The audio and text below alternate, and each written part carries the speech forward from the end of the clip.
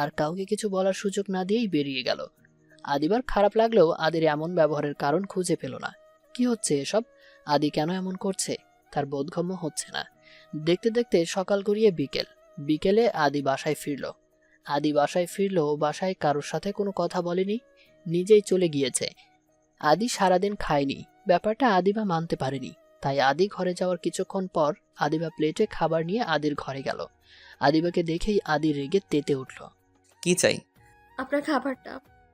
আমি তো খাবার চাইনি, আমাকে প্লিজ রাগাস না দিবা। আদিবা কিছু বলতে যাবে, ঠিক তখনই অরিনের গলা ভেসে আসলো।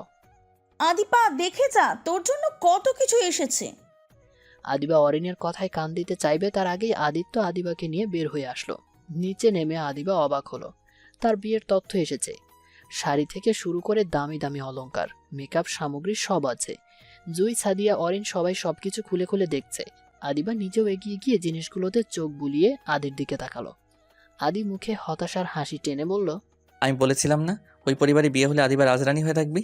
আদিবা তোর সবকিছু পছন্দ হয়েছে তো? বলে আদি আবারও বের হয়ে গেল। কিন্তু এবার আর ফেরার নাম নিচ্ছে না। সন্ধ্যা গড়িয়ে রাত, রাত থেকে মধ্যরাত। আদির খোঁজ নেই। বাসার সবাই তাতে মাথা না ঘামালেও আদিবার মনে শান্তি নেই। সবাই ঘুমিয়ে গিয়েছে, তবে আদিবার চোখে ঘুম নেই। সে বসে বসে আদির জন্য অপেক্ষা করছে। ঘড়ির কাঁটায় রাত 1টা বেজেছে, কিন্তু আদির ফেরার নাম নেই দেখে আদিবার মন খচখচ করতে লাগলো। তখন হঠাৎ হেলতে দুলতে বাসায় ঢুকলো আদিত্য। আদি ঠিকমতো দাঁড়াতে পারছে না, এখানে ওখানে ধাক্কা খেতে খেতে এগিয়ে আসছে। আদি পড়ে যাচ্ছিল দেখে আদিবা দৌড়ে গিয়ে আদিকে ধরলো। আদি পিট পিট করে তাকিয়ে বলল, আদিবা ঘুমাসনি এখনো? আদিকে এই অবস্থায় দেখে আদিবার রাগ হচ্ছে নাকি খারাপ লাগছে নিজেই বুঝতে পারল না, কিন্তু ঘৃণা ভর্তি অনুভূতি নিয়ে বলে উঠল, আপনি মদ খেয়েছেন? লজ্জা করলো না এমন একটা কাণ্ড ঘটাতে? আদি টলতে টলতে আদিবাকে নিজের থেকে সরিয়ে দিয়ে চেঁচিয়ে উঠল, না, লজ্জা করছে না, আমার লজ্জা করছে না। আমি আর এসব নিতে পারছি না। আমি তোকে ভুলতে চাই, আমি বাঁচতে চাই। আদিবা, আমাকে তুই তোর মায়াজাল থেকে মুক্তি দে প্লিজ। আমাকে নিয়ে আর খেলিস না। আমি কখনো আপনার কথার অবাধ্য হইনি, হতে পারিনি। আপনি সব সময় যা চেয়েছেন আমার সাথে তাই করেছেন, তবু আমি বিষাক্ত? আমি আপনাকে কষ্ট দিচ্ছি, আপনাকে নিয়ে খেলছি? শুনেছি মাতাল অবস্থায় সবাই নাকি সত্যি বলে। আপনি সত্যি আমাকে মন থেকে চান না, এই জন্যই এইগুলো বলছেন। ঠিক আছে, আমি যেহেতু আপনার কষ্টের কারণ, তখন আমি এবার সত্যি আপনাকে ছেড়ে চলে যাব। আমি আর আপনার কষ্টের কারণ হতে চাই না। আদিবা কি কি বলেছে আদির কানে পৌঁছায়নি, সে নেশায় বুঁদ হয়ে আছে। আদিবা আদিকে কোনো রকম ঘরে নিয়ে গিয়ে শুইয়ে দিয়ে নিজের ঘরে ফিরে আসলো। কেটেছে দিন। আদিবার সাথে আদি কথা বলা বন্ধ করে দিয়েছে। আজকাল তেমন জ্বালায় না আদিবাকে, বেশিরভাগ সময় বাসার বাইরে থাকে। সকালবেলা বেরিয়ে যায় আর রাতে ফেরে, বাসায় তেমন থাকে না। আদিবাকে সে মোটামুটি এড়িয়ে যাচ্ছে। আদিবাও নিজেকে আদির কাছ থেকে গুটিয়ে নিয়েছে। দেখতে দেখতে বিয়ের দিন এগিয়ে আসছে। বাসার সবাই এই বিয়ে নিয়ে কিঞ্চিত চিন্তিত। আর 2 দিন পরেই বিয়ে। আদি নিজের হাতে সব জোগাড় করছে। এসবের মাঝে জুই আর সাদিয়া কিছুতেই সুখী হতে পারছে না। বাসায় গায়ে হলুদের আয়োজন হচ্ছে দেখে সাদিয়া আর চুপ থাকতে পারল না। সে সুযোগ বুঝে মায়ের ঘরে গেল, আর জুই গেল আদিবার ঘরে। ঘরে ঢুকে সাদিয়াকে দরজা বন্ধ করতে দেখে শাহানা বেগম ভ্রু কুচকালেন। মা, তুমি কিছু বলছো না কেন? আদিবা আপু সত্যি এমন একজনকে বিয়ে করবে? এখানে আমার কি বলার আছে? আদি যা ভালো বুঝবে তাই করবে। মা, মা হিসাবে তোমার কোনো দায় নেই? এমনভাবে কথা বলছিস যেন আদিবাকে হাত পা বেঁধে জলে ফেলে দেওয়া হচ্ছে। এটাকে জলে ফেলা বলে না, এত বয়স্ক একজনের সাথে বিয়ে। পুরুষ মানুষের আবার বয়স কী রে? মেয়েরা 20তেই বুড়ি, দেখবি বিয়ের পর ঠিক মানিয়ে নিয়েছে। তাছাড়া দেখেছিস পাত্রের বাড়ি থেকে কত কত গয়না পাঠিয়েছে। আদি নিজেও তো তোকে এত গয়না দিতে পারবে না। মা, চুপ করবে তুমি? তোমার কি মনে হয় ভাইয়া এমন জঘন্য একটা অন্যায় করার পর আমি ওনাকে বিয়ে করব? চুপ, একদম চুপ। বিয়ে করবি না এই কথা যদি আর একবারও মুখে এনেছিস তো তোকে আমি আদির মতো ছেলে লাখে একটা মেলে। মা, তুমি কি মানুষ?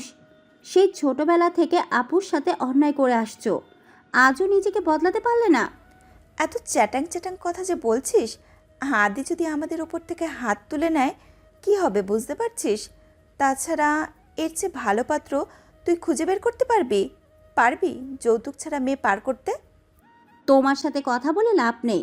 আপু ঠিকই বলতো, ও তোমার নিজের মেয়ে না, সৎ মেয়ে। নিজের মা এমন স্বার্থলোভী হতে পারে এটা কসমিন কালেও কেউ ভেবেছে কি? আমি ভাইয়াকে এবার জিজ্ঞাসা করব তিনি কেন এমন করছেন। খবরদার সাদিয়া, এই নিয়ে তুই বাড়াবাড়ি করবি না। ভালোই ভালোই সব মিটে গেলে আমি নিশ্চিন্ত হব। সাদিয়া আর কিছু না বলে বাইরে চলে গেল। এদিকে জুই আদিবার ঘরের সামনে দাঁড়িয়ে বলল, আসবো আপু? আদিবা ঘাড় ঘুরিয়ে জবাব দিল। এসো, কিছু বলবে? জুই সাথে সাথে আদিবার হাত ধরে বলতে লাগলো, আদি বাপু, তুমি সত্যি বিয়েতে রাজি? মিথ্যে হবে কেন? জীবনটা ছেলে খেলা নয়, তুমি ভাইয়ার জেদের কাছে নিজেকে বলে দিচ্ছ কেন? ভাইয়া আমার ক্ষতি করতে চাইছে এটা তোমাকে কে বললো? আমার মনে হয় না কোনো কারণ ছাড়া উনি বিয়ে দিতে যাচ্ছেন। মানে? ভাইয়া কিছুটা বেপরোয়া টাইপের, তাই বলে পাগল নন। উনি শুধুমাত্র জেদের জন্য এমন একটা সিদ্ধান্ত নেবেন না, আমি জানি। হয়তো এতে আমার ভালো হবে, তাই এমন করছেন। এতে কি ভালো হবে? আমি তো কোনো ভালো দিক দেখতে পাচ্ছি না। আমার তো মনে হচ্ছে ও তোমার জীবনটা নষ্ট করে দিতে চাইছে। আমার জীবন নষ্ট করে ওনার কি লাভ? এসব নিয়ে এত ভেবো না তো। যাও বাইরে গিয়ে আনন্দ করো, মেহমান আসতে শুরু করেছে। আপু, তুমি এখন যাও, আমি রেডি হব। জুই, জুই কিছু না বলে চলে গেল। আদিবা নিজেই নিজেকে বলে উঠল, আপনি যদি আমায় এই অবস্থায় দেখে খুশি হন, আমি আপনার খুশিতে বাধা দিব না। আপনার জন্য 6 বছর বিসর্জন দিতে পেরেছি, বাকি জীবনটাও পারবো। আপনি যা চান তাই হবে। যার সাথে বিয়ে দিতে চান তার সাথেই হবে। বাবার বয়সী একজনের সাথে বিয়ে দিয়ে যদি আপনি খুশি হন, তাহলে আমিও পারবো মেনে নিতে। আমার যত কষ্টই হোক আমি মেনে নিব। বাসায় প্যান্ডেলের সব কাজ শেষ। আদি সন্ধ্যার দিকে বাসায় ফিরে অরিনকে ডাকলো। ভাইয়া ডাকছিলে? হুম, গায়ে হলুদের তত্ত্ব এসেছে, নিয়ে যা, আদিবার ঘরে দিয়ে আয়। অরিন বাধ্য হয়ে জিনিসপত্রগুলো আদিবার ঘরে রেখে আসলো। বেশ কিছুক্ষণ পরেও আদিবা নিচে আসছে না দেখে আদি নিজেই গেল আদিবার ঘরে। গিয়ে সরাসরি ঘরে ঢুকলো না, দরজায় কড়া নেড়ে বলল। আসতে পারি? আদির কণ্ঠ শুনে ভেতরটা ধক করে উঠল। আজ 6 দিন পর আদিবার ঘরে এসেছে। আদিবা নিজের অজান্তেই ব্যস্ত গলায় বলল, আসুন। আদিবার দৃঢ় বিশ্বাস আদি বলবে তুই এই বিয়ে করিস না। কিন্তু আদি ঘরে ঢুকতেই আদিবা অবাক নয়নে তাকালো। দুধ সাদা শরীরে হলুদ পাঞ্জাবি যেন আদির সৌন্দর্যকে কয়েক গুণ বাড়িয়ে দিয়েছে। আদিকে এই সাজে দেখে ভেতরটা যেন কেঁপে উঠল। আদিবার এই প্রথমবার মনে হলো ভেতরটা যেন শূন্য হয়ে আসছে। কিছুক্ষণ আগে পর্যন্ত আদিকে ছেড়ে যাওয়ার শঙ্কা কাজ করছিল না। মনে হচ্ছিল সে এসে বলবে এই বিয়ে হবে না, কিন্তু এখন মনে হচ্ছে আদি সত্যিই এই বিয়ের ব্যাপারে সিরিয়াস। আদিবার মানতে কষ্ট হচ্ছে। আজ থেকে আদি নামক ব্যক্তিটির ওপর থেকে তার অধিকার পুরোপুরি মুছে যাবে। আদিবা চুপ করে দাঁড়িয়ে আছে দেখে আদি বলল, রেডি হোস নিজে? মনের মাঝে এক আকাশ বিষণ্ণতা চাপা দিয়ে আদিবা জবাব দিল, এই তো হব। হুম, তাড়াতাড়ি কর। ওই বাসা থেকে লোকজন চলে এসেছে, সবাই অপেক্ষা করছে, একটু তাড়াতাড়ি গেলে ভালো হয়। আদিবা আদির দিকে তীক্ষ্ণ চোখে তাকিয়ে বোঝার চেষ্টা করলো আদির মাঝে কি তাকে হারিয়ে ফেলার কোনো ভয় কাজ করছে। না না, আদির চোখে মুখে বিষণ্ণতার কোনো ছাপ নেই, নেই কোনো ভয় বা সংকোচ, সে দিব্যি আছে। আদিবা, বিয়ের আয়োজন শেষ, আশা করছি তুই আমাদের মান সম্মান নিয়ে খেলবি না। আদির কথায় কষ্টে ভেতরটা ফেটে যাচ্ছে। আদি কি করে এত নিষ্ঠুর আচরণ করছে? আদিবার চোখ বেয়ে নোনা জল গড়িয়ে পড়ল।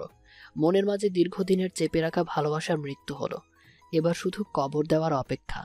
আদি সেদিকে নজর দিল না, আরও একবার তাড়া দিয়ে বেরিয়ে গেল।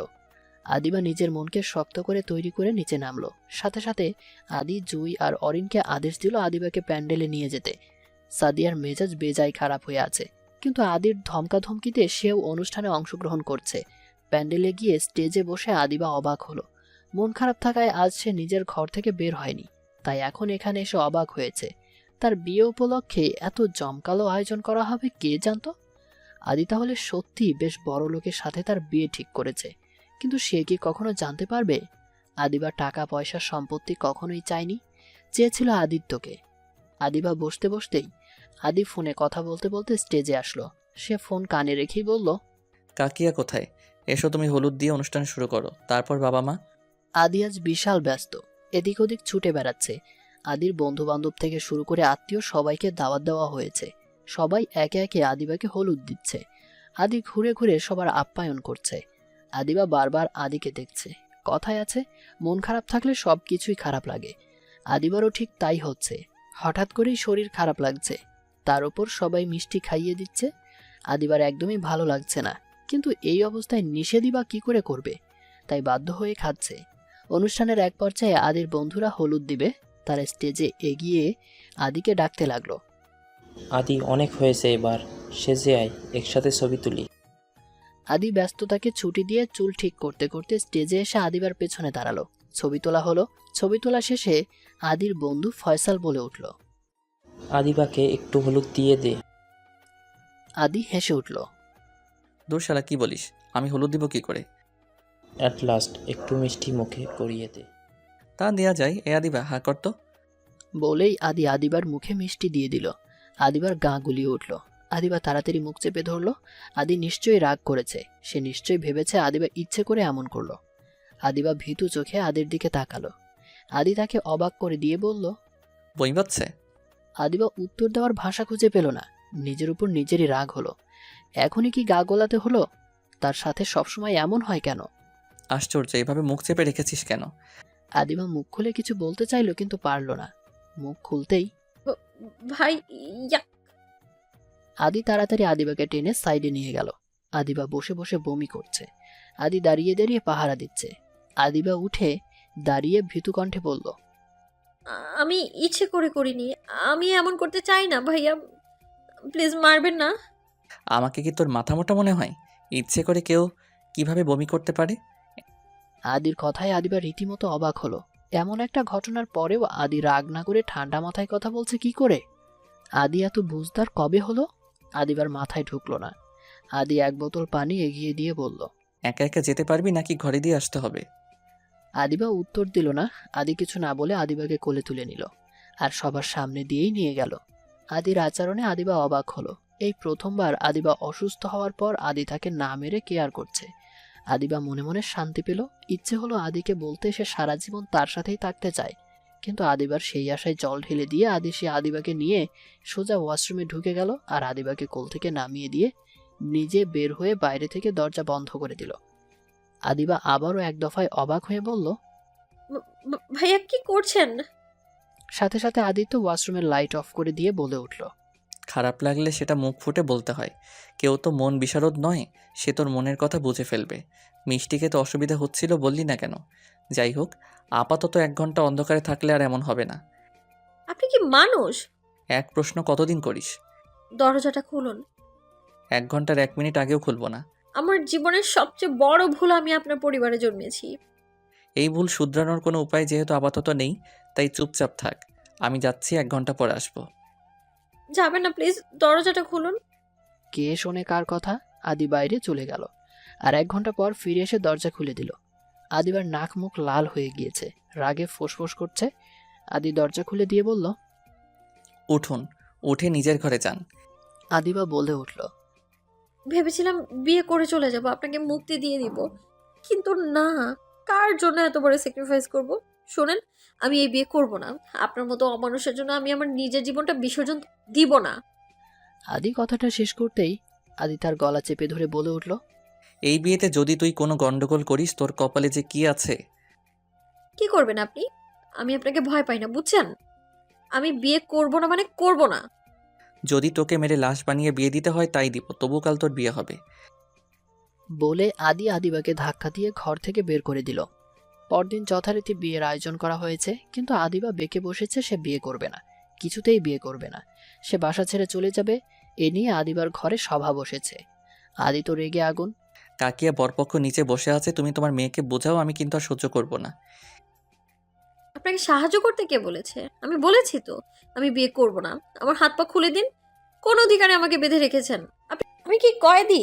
খুলুন বলছি, আমি এখান থেকে চলে যাব। আদিবার কথা শুনে আদি তেড়ে আসলো। সাথে সাথে আদিবা ভয়ে পিছনে সরে গেল। কি করবি তুই? বাইরে যাবি তাই না? আচ্ছা দাঁড়া, দেখছি তুই কোন পা দিয়ে বাইরে যাস। বলেই আদি আশেপাশে কিছু খুঁজছে। আদিবাকে মারার জন্য ঠিক তখনই আদির বাবা শক্ত কণ্ঠে বললেন। থামো থামো আদি, তোমরা ছোট নেই যে এভাবে মারামারি করার কাটাকাটি করবে। আদিবা বিয়ে ঠিক করার আগে তোকে বারবার প্রশ্ন করেছিলাম তুই বিয়েতে রাজি কিনা। তুই সবসময় উত্তর দিয়েছিস তুই রাজি। তাহলে এখন এমন করা মানে কি? তুই আমাদের মান সম্মান নিয়ে খেলতে পারিস না? আহমেদ সাহেবের কথায় সুর মেলালো আদির মাও। ভাইজান ঠিকই বলেছে, সব আত্মীয় স্বজন চলে এসেছে, এখন কোন মুখে বিয়ে ভেঙে দেবে? তার মানে তোমরা সবাই চাও এই বিয়েটা হোক? আমার চেয়ে তোমাদের কাছে সম্মানের দাম বেশি? আদিবা একরাশ অভিমান নিয়ে বলল। বেশ, সবাই যখন চাও তখন এই বিয়েটা হবে। আদিবা সেজেগুজে বিয়ের আসরে গিয়ে উপস্থিত হলো। বিয়ে পড়ানো শুরু হলো। কাজী সাহেব রেজিস্ট্রি পেপার এগিয়ে দিয়ে বললেন, মা, আপনি বিয়েতে রাজি থাকলে সাইন করে দিন। আদিবা পেপারটা হাতে নিয়ে ছলছল চোখে আদির দিকে তাকালো। কি করে পারলেন এতটা স্বার্থপর হতে? আমি আপনাদের সবার কাছে এতটাই বোঝা? বেশ, দিলাম সবার ইচ্ছে পূরণ করে। আজ যে বের হয়ে যাব আর কোনোদিন এই বাড়ি চৌকাট মারাবো না। মনে মনে ভেবেই সাইন করে দিল আদিবা। সাথে সাথে আদি পেপারটা নিয়ে নিল আর নিজেও সাইন করে দিল। আদিবা অবাক হয়ে তাকালো। সাথে সাথেই আদি বলে উঠল। ফাইনালি তুই আমার লিগ্যাল ওয়াইফ হলি। আদির কথায় সবাই চরম মাপের অবাক হলো।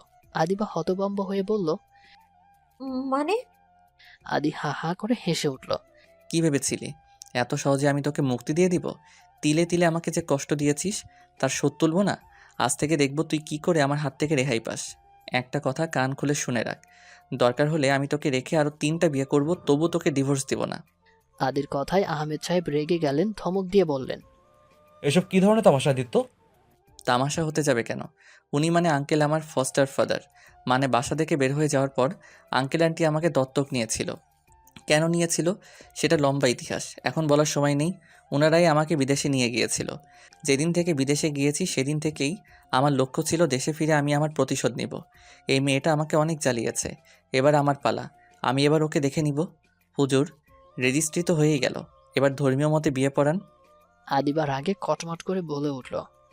আপনার মনে হয় আমি আপনাকে বিয়ে করব? না তো মনে হয় না, একেবারেই মনে হয় না। তুই স্বেচ্ছায় আমাকে বিয়ে করবি না সেটা আমি জানতাম, আর জানতাম বলে এত নাটক করতে হলো। হ্যাঁ, চাইলে জোর করে তোকে বিয়ে করতে পারতাম, কিন্তু তোকে আমার সাথে নিয়ে যাওয়ার জন্য ক্লিয়ার নির্ভেজাল বিয়ের ভিডিও আর ছবির দরকার ছিল। জোর জবরদস্তি করে বিয়ে করলে এজেন্সিতে বিয়েটা বৈধ হিসেবে বিবেচিত হতো না, তাই তোকে নিয়ে গেলেও তুই সিটিজেনশিপ পেতি না। কিন্তু আমি তো তোকে আজীবন আমার সাথেই রাখবো, আর তিলে তিলে কষ্ট দিব নিজের লক্ষ্য পূরণ করার জন্য। ভিডিওটার জন্য এতক্ষণ তোর ন্যাকামি সহ্য করেছি, এখন তুই আমার লিগ্যাল ওয়াইফ। আমি চাইলে যে কোনো জায়গায় তোকে নিয়ে যেতে পারি, কারো সাধ্য নেই আমাকে আটকানোর। আমি নিজের সম্মতিতে বিয়ে করিনি। তোর সম্মতির ধার ধারে কে? ইচ্ছেই হোক বা অনিচ্ছায় লক্ষ্মীমের মতো সাইন করেছি, সেটাই যথেষ্ট। তবে চিন্তা করিস না, তুই এখন নিজের সম্মতিতে কবুল বলে বিয়ে করবি। আর আজ রাতের ফ্লাইটে আমরা চলেও যাব। সেদিন তোকে রেজিস্ট্রি অফিসে যাইনি, পাসপোর্টের ফাইনাল স্টেপের জন্য পাসপোর্ট অফিসে নিয়ে গিয়েছিলাম। আর আরও কিছুদিন আগে, মানে যেদিন আইডি কার্ড নিয়েছিলাম সেদিনই তোর পাসপোর্টের অ্যাপ্লাই করেছিলাম। পাসপোর্ট, ভিসা সবই কমপ্লিট হতে একটু সময় লেগে গেল, তা না হলে অনেক আগেই তোকে তুলে নিয়ে যেতাম। যাই হোক, এখন তোর সব কাগজপত্র রেডি, এবার শুধু যাওয়ার পালা। আপাতত ট্যুরিস্ট ভিসায় যাবি, যাওয়ার পর বিয়ের ডকুমেন্ট জমা দিয়ে পার্মানেন্ট করে নিব। সেগুড়ে বালি, আমি আপনার সাথে কোথাও যাব না, আর ধর্মমতে বিয়েও করব না, বুঝেছেন? করিস না, কে বলেছে করতে? আমার কোনো অসুবিধে নেই তো। তুই তো আমায় চিনিস, বিয়ের আগে আমি যা যা করতে পারি। আর লিগ্যাল একটা সার্টিফিকেট থাকার পরে কি করব আশা করি নতুন করে জানাতে হবে না। এখন তুই ভেবে দেখ, কালিমা পরে বৈধ সম্পর্কে জড়াবি নাকি অবৈধ সম্পর্কে জড়াবি। আমি তো একচুল পরিমাণও ছাড় দিব না। বউয়ের কাছ থেকে যা যা আদায় করার সব আদায় করে নিব, সে বিয়ে হোক আর নাই হোক। আশা করি তুই নিশ্চয়ই চাইবি না তোর বাচ্চা অবৈধ সম্পর্কের ফসল হিসেবে পৃথিবীতে আসুক, তাই না? তুই সিদ্ধান্ত নিতে থাক, কবুল বলবি কি বলবি না। রাত 9টা পর্যন্ত টাইম আছে তোর হাতে। 9টার ফ্লাইটে চলে যাবি সারা জীবনের জন্য এই দেশে ছেড়ে, পরিবার ছেড়ে। শেষ সময়টুকু সবার সাথে আনন্দে কাটাবি নাকি আমার সাথে তর্ক করে, সেটা তোর সিদ্ধান্ত। আমি আপনার সাথে কোথাও যাব না। আপনার যা ইচ্ছে আপনি করতে পারেন। মা, চাচা, চাচি, তোমরা কেউ কিছু বলবে না। আদিবার কথায় আহমেদ সাহেব বললেন। আদি, তুই বাড়াবাড়ি করছিস। সব কিছু একটা লিমিট থাকে, তো যা ইচ্ছে তাই করতে পারিস না? ঠিকই তো বাবা, এমন করিস না। আদিবা যদি অন্যায় করে থাকে ক্ষমা করে দে, ওর হয়ে আমি তোর কাছে ক্ষমা চাইছি। আদি মনোযোগ দিয়ে আদিবার মায়ের কথা শুনছিল। কথা শেষ হলে শান্ত গলায় বলল। আমার বউকে আমি কোথায় নিয়ে যাব তার সিদ্ধান্ত অন্য কেউ নিতে পারে না কাকিয়া। কারো সম্মতি বা দ্বিমতে কিছুই যায় আসে না। তোমার মেয়ের বিয়ে হয়ে গিয়েছে, এখন তার উপর তোমার কোনো অধিকার নেই। আদি, তুই মিথ্যে বলে সই নিয়েছিস, এই বিয়ের কোনো ভিত্তি নেই, তুই অন্যায় করছিস। তাই নাকি? তাহলে সেটা প্রমাণ করো, যাও পুলিশ কেস করো। আদিবা, তুই কি দাঁড়িয়ে দাঁড়িয়ে দেখবি? ঝটফট কবুল বলে নিয়ে সাবিকে মেনে নে, তাহলেই তো সব মিটে যায়। শুধু শুধু আমাকে রাগাস না। শেষবারের মতো জিজ্ঞাসা করছি, তুই কি বিয়েটা করবি নাকি না? যদিও আদিবা বিয়েতে রাজি ছিল না, কিন্তু আদির পিড়াপিড়িতে বিয়ে করতে বাধ্য হলো। দেখতে দেখতে রাত ঘনিয়ে এসেছে, আদি রেডি হচ্ছে। মা কিছু একটা করো প্লিজ, ভাইয়াকে তো চেনো, উনি আমায়। আদিবার কথা শেষ হওয়ার আগেই পেছন থেকে আদি বলে উঠল। অনেক ভালোবাসবে ভাইয়া, তোকে অনেক ভালোবাসবে, তবে ভাইয়া নয়, শব্দটা বড় হবে। আদির গলা শুনে পেছন ঘুরে তাকালো আদিবা। সে একদম রেডি, এগিয়ে এসে বলল, চল আদিবা, সময় হয়ে গিয়েছে। আমি যাব না। সেই এক গান, কখন থেকে একটা কথা বলে যাচ্ছিস, তোর কি মনে হয় আমার সিদ্ধান্ত বদলাবে? 2 মিনিট সময় দিচ্ছি, চেঞ্জ কর। বিয়ের ড্রেসে এত জার্নি করতে পারবি না। আদিবা যাবে না মানে যাবে না, কিন্তু আদিও তেরা কম না। আদিবাকে এক প্রকার টেনে হিঁচড়ে নিয়ে যাচ্ছে। বাসার সবাই বাধা দিলেও আদি শোনেনি। বলেছে আপত্তি থাকলে যেন পুলিশ ফাইল করে, যা সিদ্ধান্ত নেওয়ার কোর্ট নেবে। গাড়িতে বসে আদিবা এক মনে কেঁদে যাচ্ছে।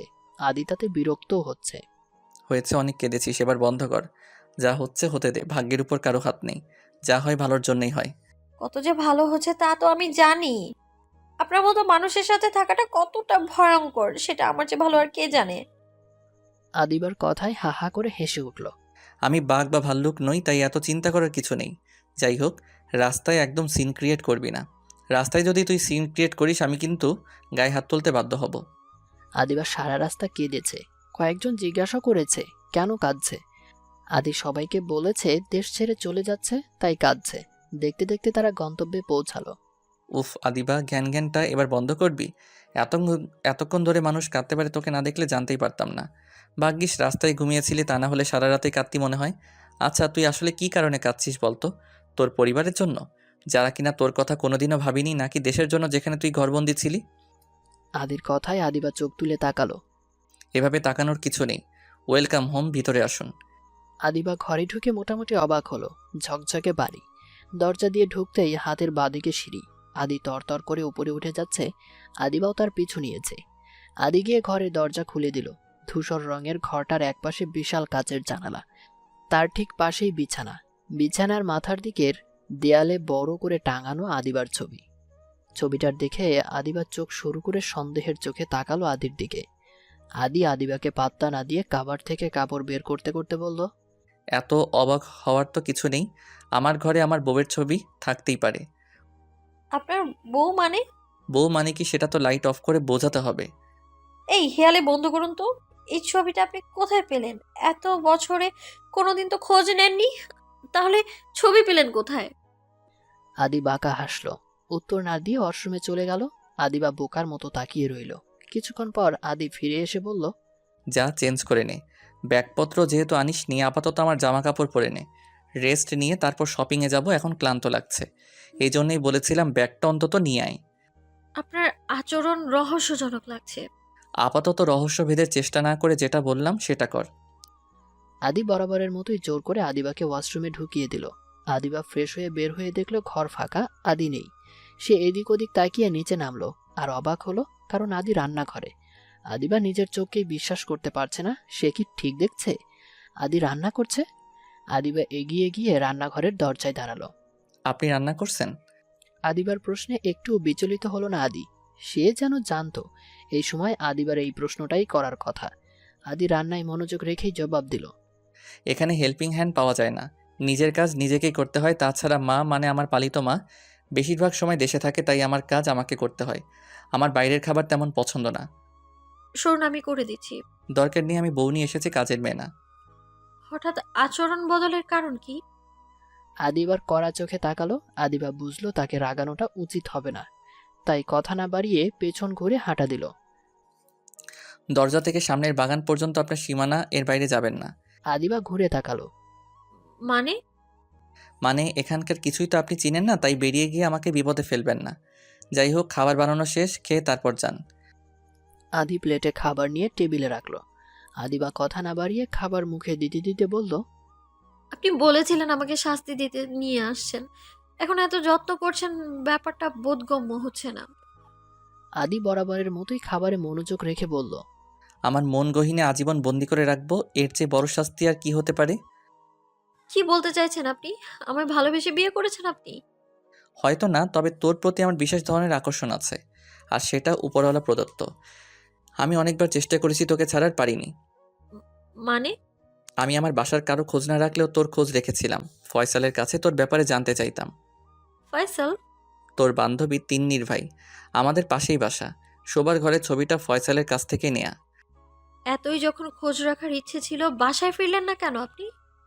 আমি খোঁজ রাখতে চাইনি, কিন্তু নিজেকে আটকাতে পারতাম না, তাই মাঝে মাঝে খোঁজ নিতাম। চেষ্টা করেছিলাম তোকে ভোলার, তাই বাসার সাথে যোগাযোগ রাখিনি।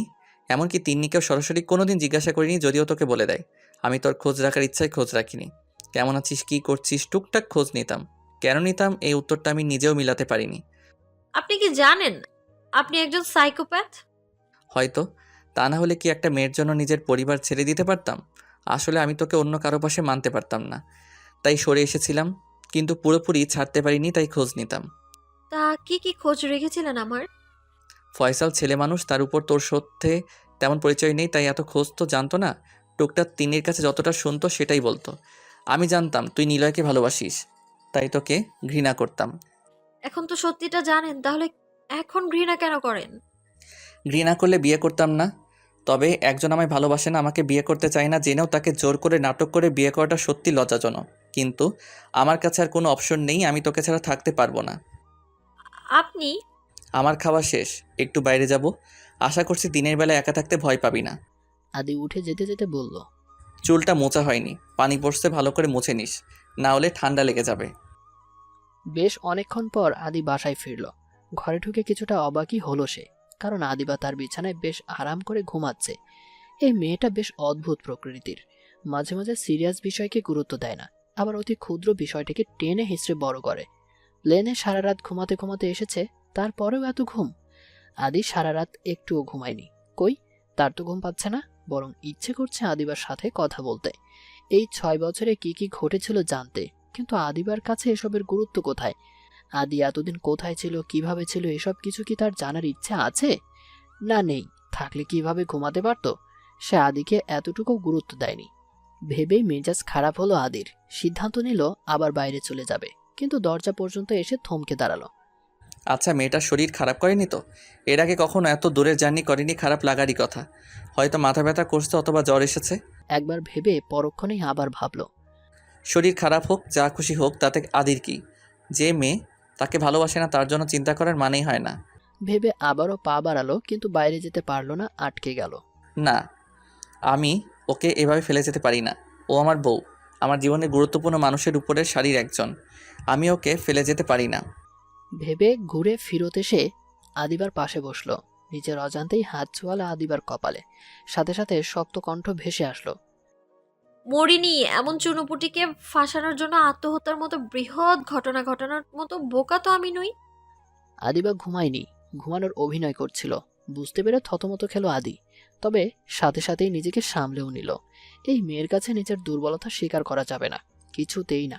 তাড়াতাড়ি কপাল থেকে হাত ছড়িয়ে নিল। আদিবা উঠে আদির মুখোমুখি বসলো। কি ভেবেছিলেন মরে গেছি? আজব, মরার কথা ভাববো কেন? দেখছিলাম জ্বর এসেছে কিনা। ও তাই? কিন্তু এই যে বলছিলেন আপনি আমায় ভালোবাসেন না, তাহলে আমার জ্বর আসলো কি আসলো না তাতে আপনার কি? এখানে আমি ছাড়া আর আছে কে? ইচ্ছে না থাকলেও খেয়াল রাখতে হবে। ভাঙবে তবু মচকাবে না, বেয়াদব কোথাকার। বিড়বিড় করে কি বলিস? কিছু না, সরুন, ফ্রেশ হয়ে আসছি, বাইরে যাব। মানে? বাংলা বুঝেন না? বাইরে যাব বলেছি। তাই বলে ভাববেন না আপনার মতো হনুমানের সাথে ঘুরতে যাব। বাজার করতে হবে, রুটি খেয়ে কতক্ষণ থাকা যাবে? খাওয়া পরে হবে, আগে বল তুই আমায় কি বললি? আপনার কি মনে হয় উদাহরণটা যুক্তিযুক্ত হয়নি? হনুমানের বদলে ডাইনোসর বলবো? সাহস বেড়ে গিয়েছে নাকি? অতীত মনে করাতে হবে? ওয়েট ওয়েট, আমি কিছুই ভুলিনি। কিন্তু আপনি ভুলে যাবেন না, আমরা এখন দেশে নেই। তাও ভুলেও রেগে যাবার মতো ভুল করবেন না, করলে কিন্তু ফেঁসে যাবেন। মানে কি, কি বলতে চাইছিস তুই? আপনার রাগ মানেই তো ওয়াশরুমে নিয়ে আটকে রাখা। আমার অবশ্য আপত্তি নেই, এতদিন অভ্যাস হয়ে গিয়েছে। কিন্তু ধরুন আপনি আমায় আটকে রেখে বাইরে চলে গেলেন, এসে দেখলেন পা পিছলে পড়ে গিয়ে হাত পা ভেঙে গিয়েছে। কি সাংঘাতিক কাণ্ড হবে ভাবুন তো। সাংঘাতিক হবে কেন, বরং ভালোই হবে। জি না, আমি আমার কথা ভাবছি না। এখানে এখানে তো আর কেউ নেই, তাই আমার কিছু হলে দ্য গ্রেট তারা আদিকে আমার যত্ন নিতে হবে, খাইয়ে দিতে হবে, কাপড় চোপড় ধুতে হবে, ঘর পরিষ্কার করতে হবে। মোট কথা আমার সমস্ত কাজ করে দিতে হবে। ব্যাপারটা তো সাংঘাতিক হবে নাকি ভালো হবে বলেন? তুই দেখছি একদিনেই পক পক করা শিখে গেছিস। আমাকে তেরা বলার সাহস পাস কোথায়? পকপক তো আমি আগে থেকেই পারি, কিন্তু আগে লোকের বাসায় আশ্রিতা থাকতাম, তাই পকপক করার সাহস পেতাম না, সংকোচ হতো।